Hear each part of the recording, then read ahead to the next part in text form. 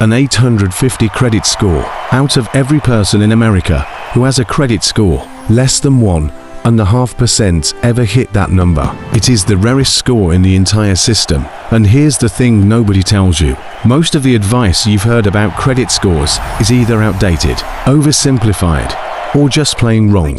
Pay your bills on time is not a strategy, it's the bare minimum. Today, I'm going to walk you through exactly what moves the needle on your credit score. The 5 factors that make up the entire formula, ranked by how much weight they actually carry. Then, I'll show you the specific habits that separate a good score, like 750, from an elite score, like 850.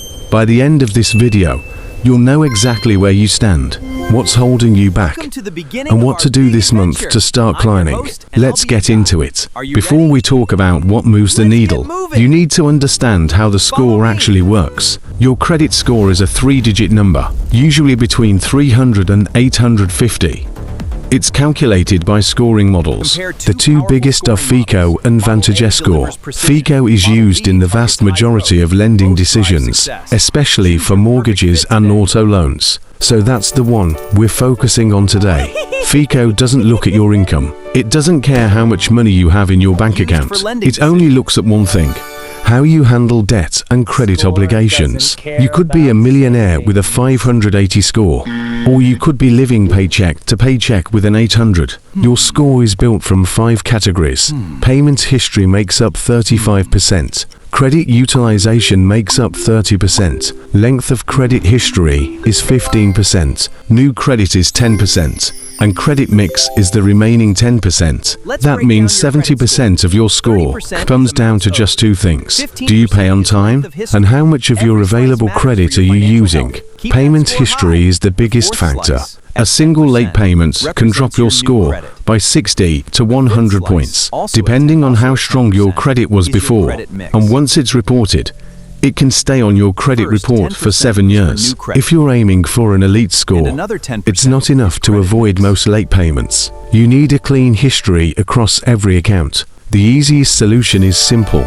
Set every account to automatic minimum payments. That way, you never miss a due date because of human error. If you already have one late payment, don't panic. You can contact your card issuer and request a goodwill adjustment. It's not guaranteed, but some companies will remove a one-time late payment if you've been a reliable customer. Now let's talk about the second biggest factor, credit utilization.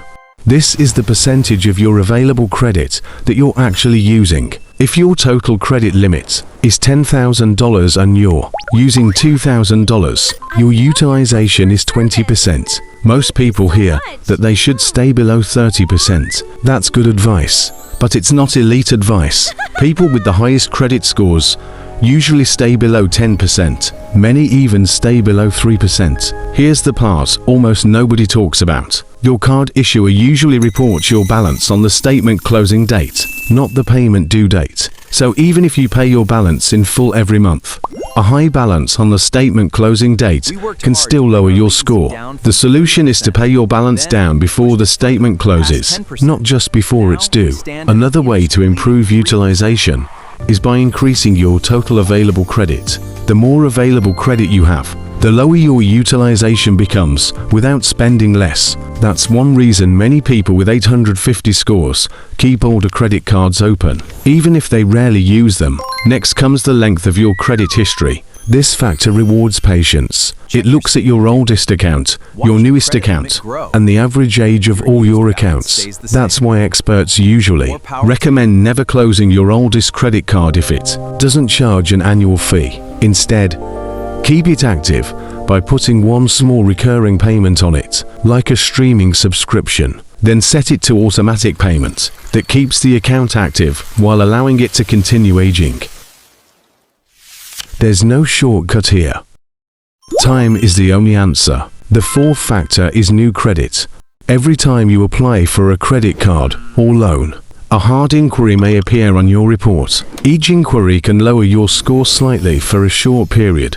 Applying for several cards at once can have a bigger impact because it also lowers your average account age. If you're chasing an elite score, space out new credit applications by at least 6 months whenever possible. The final factor is credit mix. This rewards people who successfully manage different types of credit. Credit cards, mortgages, auto loans, and student loans all contribute to a healthy mix. You don't need to borrow money just to improve this category. If you naturally have different account types, that's enough. So what does someone with an 850 credit score usually look like? They've never missed a payment. They keep utilization below 3%. They've had accounts open for 10 years or longer. They apply for new credit only occasionally.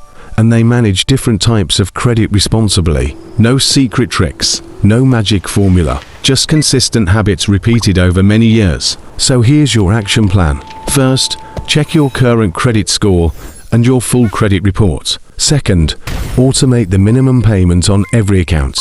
Third, start paying your balances before the statement closing date. Fourth, keep your oldest accounts active with one small recurring payment. And finally, avoid applying for a new credit unless it's absolutely necessary over the next 6 months. Follow those steps consistently. Then check your progress again in 6 months. You'll likely see real improvement. Remember, an 850 credit score isn't about being perfect overnight. It's about avoiding small mistakes and letting consistency compound over time. If you found this breakdown helpful, subscribe for more videos like this, and let me know in the comments what your current credit score is and what your biggest financial goal is. Thanks for watching. I'll see you in the next video.